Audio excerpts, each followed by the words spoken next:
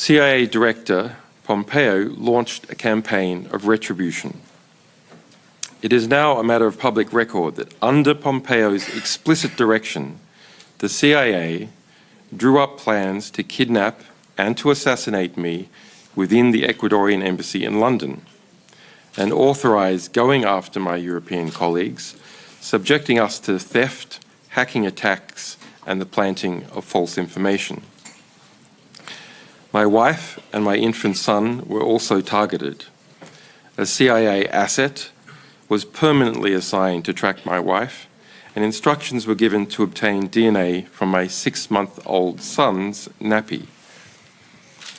This is the testimony of more than 30 current and former US intelligence officials speaking to the US press, which has been additionally corroborated by records seized in a prosecution brought against some of the CIA agents involved. The CIA's targeting of myself, my family, and my associates through aggressive extrajudicial and extraterritorial means provides a rare insight into how powerful intelligence organizations engage in transnational repression. Such repressions are not unique. What is unique is that we know so much about this one due to numerous whistleblowers and to judicial investigations in Spain. I want to be totally clear. I am not free today because the system worked. I am free today after years of incarceration because I pled guilty to journalism. I pled guilty to seeking information from a source. I pled guilty to obtaining information from a source. And I pled guilty to informing the public what that information was. I did not plead guilty to anything else. I hope my testimony today can serve to highlight the weaknesses of the existing safeguards and to help those whose cases are less visible but who are equally vulnerable. As I emerge from the dungeon of Belmarsh, the truth now seems less discernible, and I regret how much ground has been lost during that time period, how expressing the truth has been undermined, attacked, weakened, and diminished. I see more impunity, more secrecy, more retaliation for telling the truth, and more self-censorship. It is hard not to draw a line from the US government's prosecution of me, its crossing the Rubicon by internationally criminalizing journalism, to the chilled climate for freedom of expression that exists now.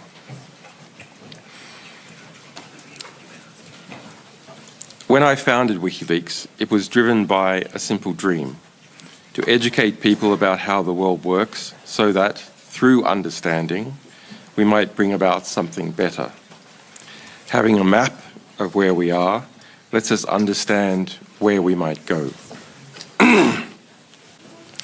Knowledge empowers us to hold power to account and to demand justice where there is none.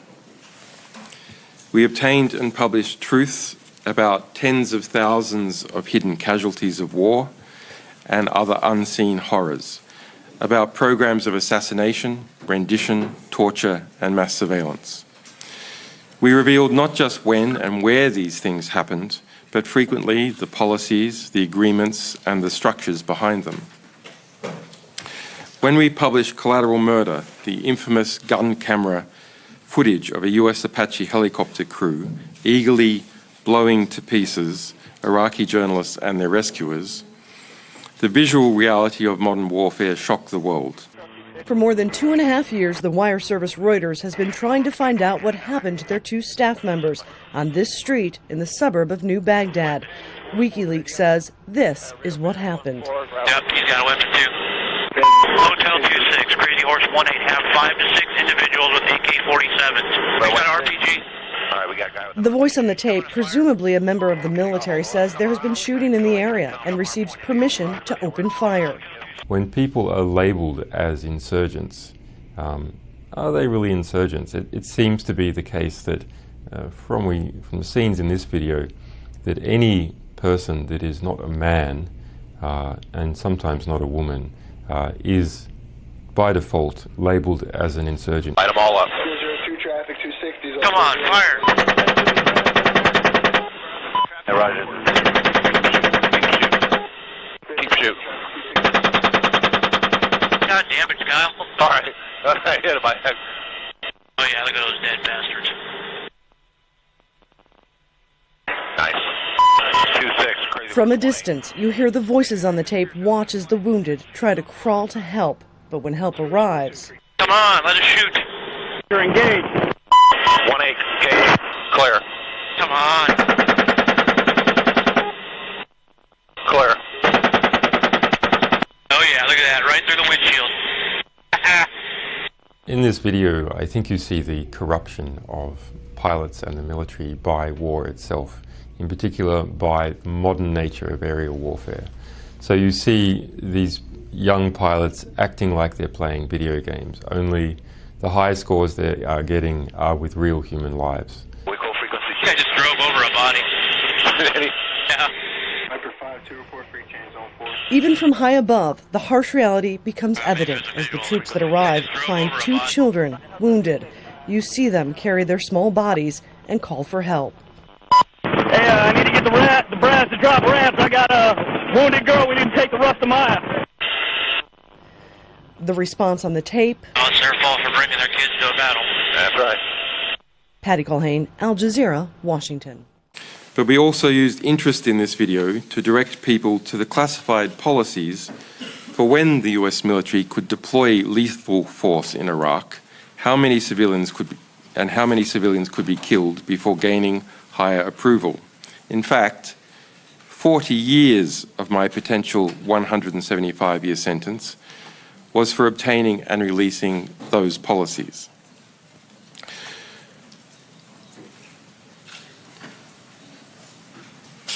The practical political vision I was left with after being immersed in the world's dirty wars and secret operations is simple.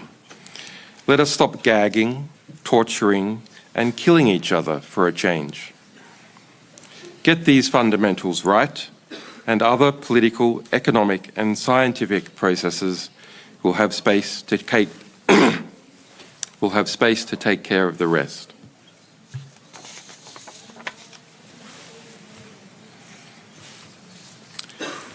WikiLeaks' work was deeply rooted in the principles that this assembly stands for. Our journalism elevated freedom of information and the public's right to know. It found its natural operational home in Europe. I lived in Paris, and we had formal corporate registrations in France and in Iceland. Our journalistic and technical staff were spread throughout Europe. We published to the world from servers based in France, in Germany, and in Norway.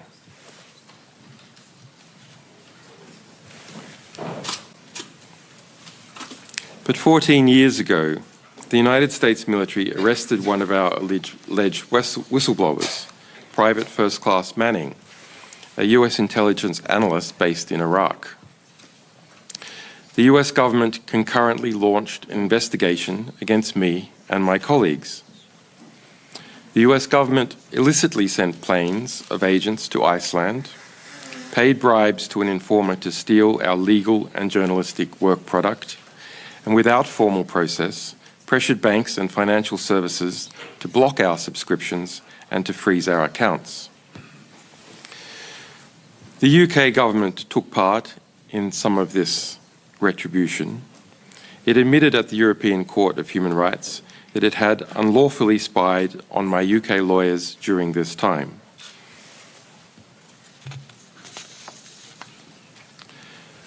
Ultimately, this harassment was legally groundless. President Obama's Justice Department chose not to indict me, recognizing that no crime had been committed. The United States had never before prosecuted a publisher for publishing or obtaining government information. To do so would require a radical and ominous reinterpretation of the US Constitution. In January 2017, Obama also commuted the sentence of Manning, who had been convicted of being one of my sources. However, in February 2017, the landscape changed dramatically. President Trump had been elected. He appointed two wolves in MAGA hats, Mike Pompeo, a Kansas congressman and former arms industry executive, as CIA director, and William Barr, a former CIA officer, as US Attorney General.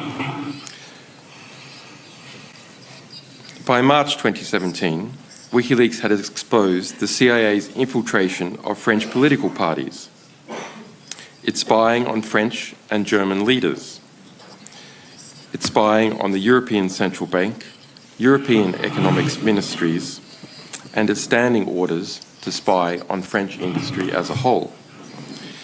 We revealed the CIA's vast production of malware and viruses, its subversion of supply chains, its subversion of antivirus software, cars, smart TVs, and iPhones.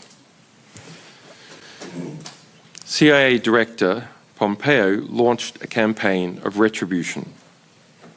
It is now a matter of public record that under Pompeo's explicit direction, the CIA drew up plans to kidnap and to assassinate me within the Ecuadorian embassy in London, and authorized going after my European colleagues, subjecting us to theft, hacking attacks, and the planting of false information. My wife and my infant son were also targeted. A CIA asset was permanently assigned to track my wife, and instructions were given to obtain DNA from my 6-month-old son's nappy. This is the testimony of more than 30 current and former US intelligence officials speaking to the US press, which has been additionally corroborated by records seized in a prosecution brought against some of the CIA agents involved.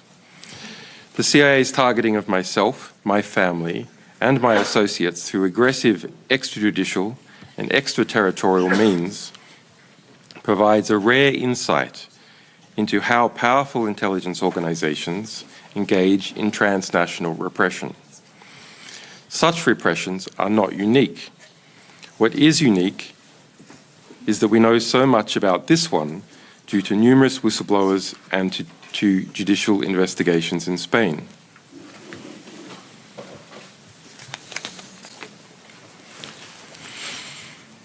This assembly is no stranger to extraterritorial abuses by the CIA.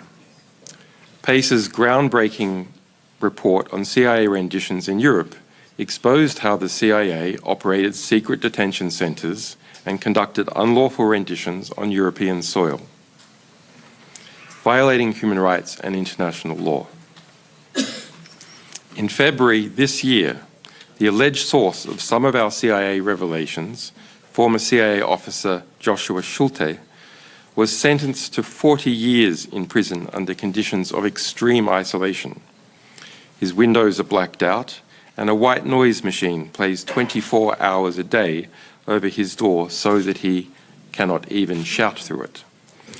These conditions are more severe than those found in Guantanamo Bay. But transnational repression is also conducted by abusing legal processes. The lack of effective safeguards against this means that Europe is vulnerable to having its mutual legal assistance and extradition treaties hijacked by foreign powers to go after dissenting voices in Europe. In Michael Pompeo's memoirs, which I read in my prison cell, the former CIA director bragged about how he pressured the US Attorney General to bring an extradition case against me in response to our publications about the CIA.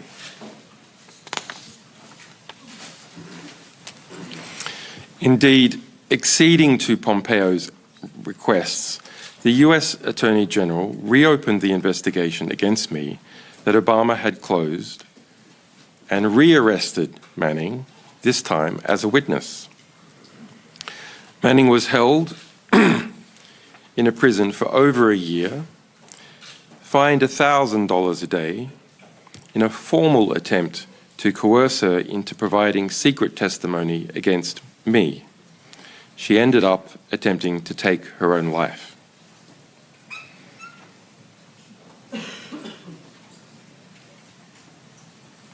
We usually think of attempts to force journalists to testify against their sources. But Manning was now a source being forced to testify against their journalist. By December 2017, CIA Director Pompeo had got his way, and the US government issued a warrant to the UK for my extradition. The UK government kept the warrant secret from the public for 2 more years, while it, the US government, and the new President of Ecuador moved to shape the political, the legal, and the diplomatic grounds for my arrest.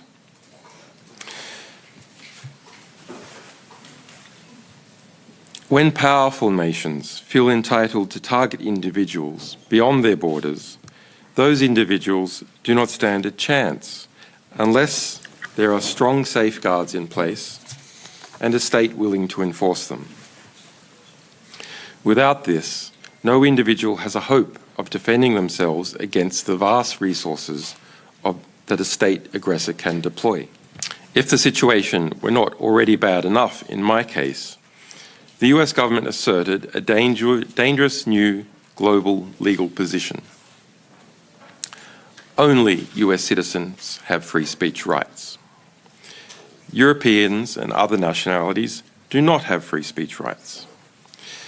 But the US claims its Espionage Act still applies to them regardless of where they are. So Europeans in Europe must obey US secrecy law with no defences at all as far as the US government is concerned. An American in Paris can talk about what the US government is up to, perhaps. But for a Frenchman in Paris, to do so is a crime with no defence, and he may be extradited just like me.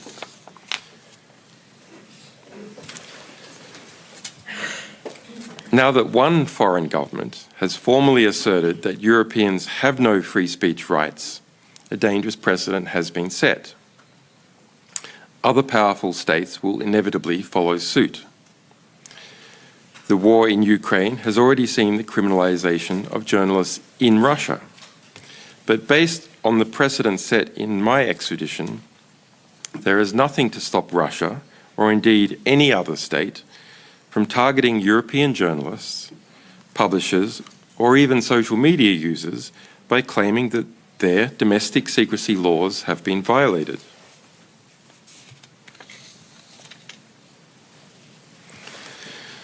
The rights of journalists and publishers within the European space are seriously threatened. Transnational repression cannot become the norm here. As one of the world's 2 great norm-setting institutions, PACE must act. The criminalization of news-gathering activities is a threat to investigative journalism everywhere. I was formally convicted by a foreign power for asking for, receiving, and publishing truthful information about that power while I was in Europe. The fundamental issue is simple.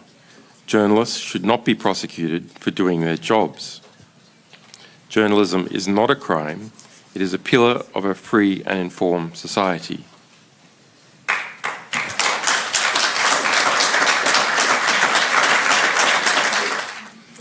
Mr. Chairman, distinguished delegates, if Europe is to have a future where the freedom to speak and the freedom to publish the truth are not privileges enjoyed by a few, but rights guaranteed to all, then it must act so that what has happened in my case never happens to anyone else. I wish to express my deepest gratitude to this Assembly, to the Conservatives, Social Democrats, Liberals, leftists, Greens and Independents who have supported me throughout this ordeal, and to the countless individuals who have advocated tirelessly for my release. It is heartening to know that in a world often divided by ideology and interests, there remains a shared commitment to the protection of essential human liberties. Freedom of expression and all that flows from it is at a dark crossroad. I fear that unless institutions like PACE wake up to the gravity of the situation, it will be too late. Let us all commit to doing our part to ensure that the light of freedom never dims, that the pursuit of truth will live on, and that the voices of the many are not silenced by the interests of the few. After 14 years detained in the UK, including over 5 years in a maximum security prison, and facing a 175-year sentence, with the prospect of years more in prison before being able to have a shot at the European Court of Human Rights, I accepted a plea offer from the United States that would release me from prison immediately. The United States insisted that I not be allowed to take a case in relation to what had happened to me in relation to its extradition proceedings, nor that I could even file a Freedom of Information Act request on the US government to see what was done. There will never be a hearing into what has happened, and that's why it's so important that PACE acts. The uncertainty within Europe as to the defences that can be used by journalists here to protect themselves from transnational repression and extradition, if left in its current state, will inevitably be abused by other states. So norm-setting institutions like PACE must move to make the situation clear that what happened to me cannot happen again. Where we once produced where we once released important war crimes videos that stirred public debate. Now, every day, there are live-streamed horrors from the wars in Ukraine and the war in Gaza. Hundreds of journalists have been killed in Gaza and Ukraine combined. The impunity seems to mount, and it is still uncertain what we can do about it. Answering the first one first, yes, I was a political prisoner. The political basis for the US government's retributive acts against me was in relation to publishing the truth about what the US government had done. Then in a formal legal sense, once the US proceeded with its legal retribution, it used the Espionage Act, a classic political offence. In relation to the CIA's campaign of transnational repression against WikiLeaks, we felt that something was going on at the time. There were many small signs that came together, but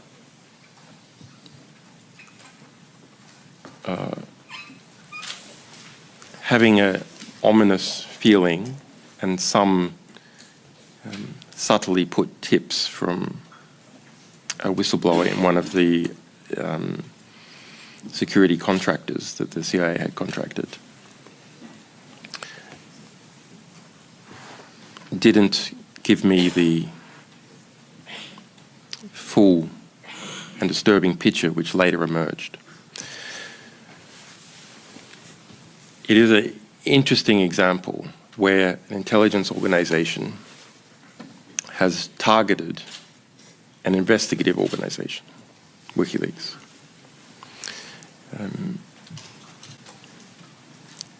As a result of our investigations, a criminal case in Spain, and in particular work done by US journalists, which under the precedent that has been established in my case might well now be themselves criminal,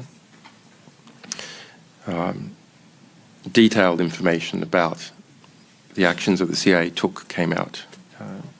Those details involved the testimony of more than 30 current or former US intelligence officials. There are two resulting processes: a criminal case in Spain with a number of victims, including my wife, my son. In the United States, the CIA has, in response to that civil suit, declared formally by the CIA Director and the Attorney General state secrets privilege to knock out the case. The claim is that the CIA may have a defense, but that defense is classified. And so that the civil case cannot go forward. So it's complete impunity within the US system. You were imprisoned, you said rightly, for doing your job, a job that we all here expect you to do, namely being a journalist. You investigated and you published your findings.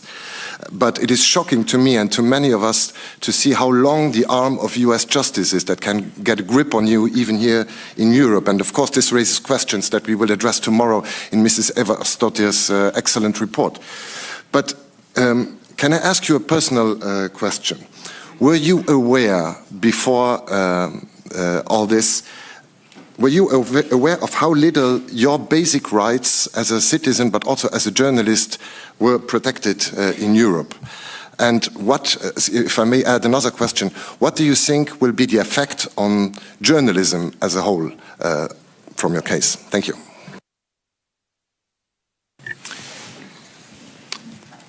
We performed a legal analysis to understand what the abilities and limitations were within Europe for publishing documents from a number of different countries, including the United States.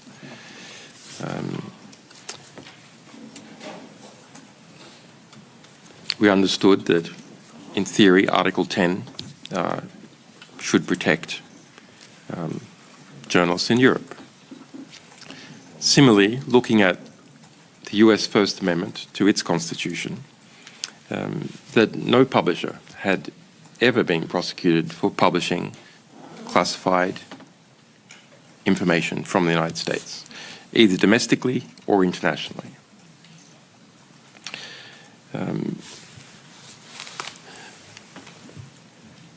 I expected some kind of harassment legal process. I was prepared to fight for that. I believe the value of these publications was such that it is okay to have that fight, and that we would prevail because we had understood what was legally possible. My naivete was believing in the law.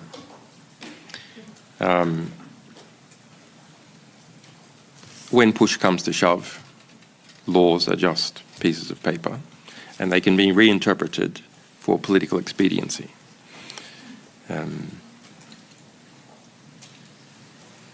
They are the rules made by the ruling class, more broadly.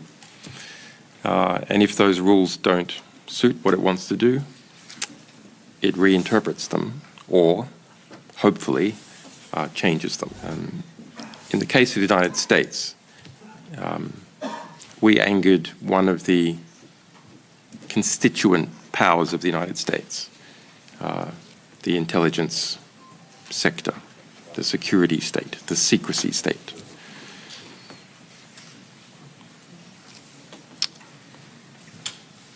It was powerful enough to push for a reinterpretation of the US Constitution. The US First Amendment seems pretty black and white to me. It's very short. It says that Congress shall make no law restricting speech or the press.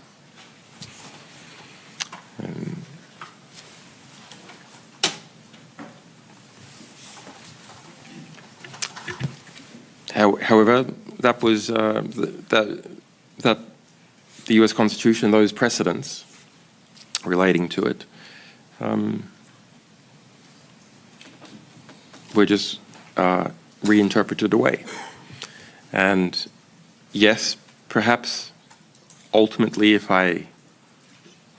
it got into the Supreme Court of the United States and I was still alive in that system, I might have won, depending on what the makeup was of the US Supreme Court.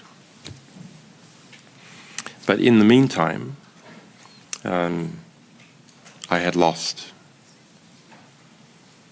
14 years under house arrest, embassy, siege, and maximum security prison. So I think this is an important lesson, that when a major power faction wants to reinterpret the law, it can push to have the element of the state, in this case the US Department of Justice, do that. And it doesn't care too much about what is legal.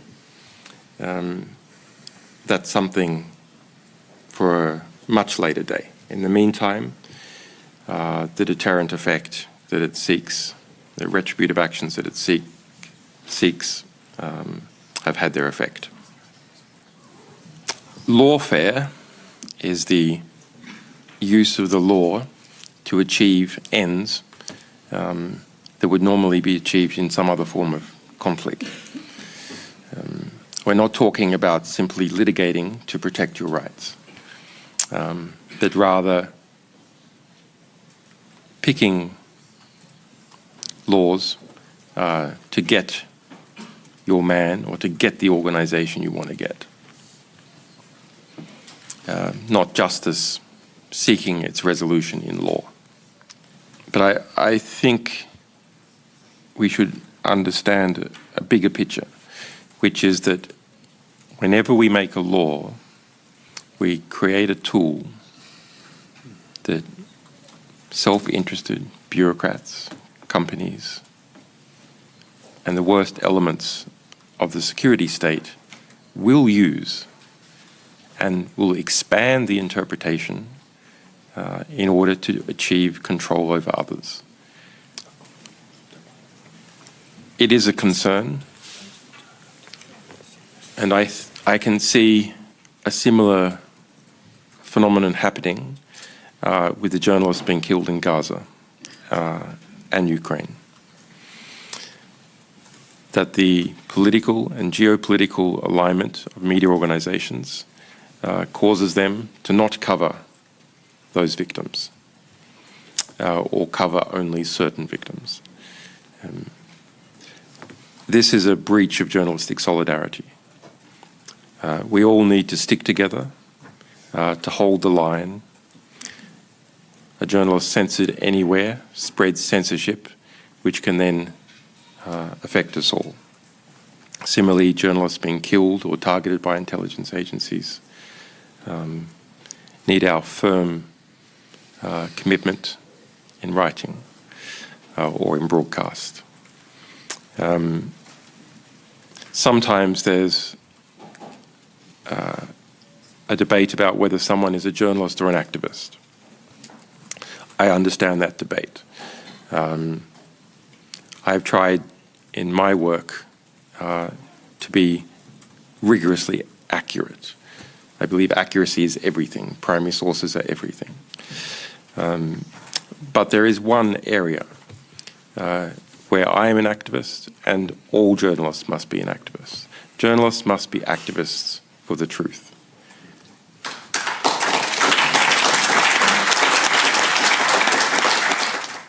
Artificial intelligence is being used to create mass assassinations, where before there was a difference between assassination and warfare. Now the two are conjoined, where many, perhaps the majority of targets in Gaza are bombed as a result of artificial intelligence targeting. In 2010, I was living in Paris. I went to the United Kingdom and never came back until now. It's good to be back. It's good to be amongst people who, as we say in Australia, who give a damn. It's good to be amongst friends. I would just like to thank all the people who have fought for my liberation and who have understood, importantly,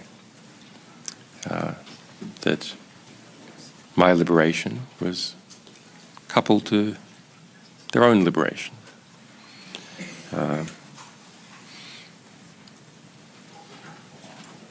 That the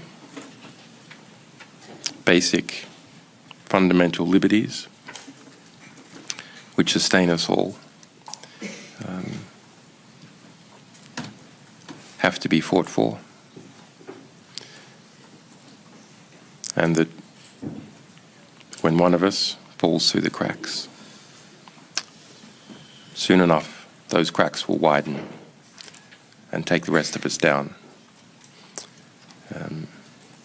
So thank you for your thought, your courage in this and other settings, and keep up the fight.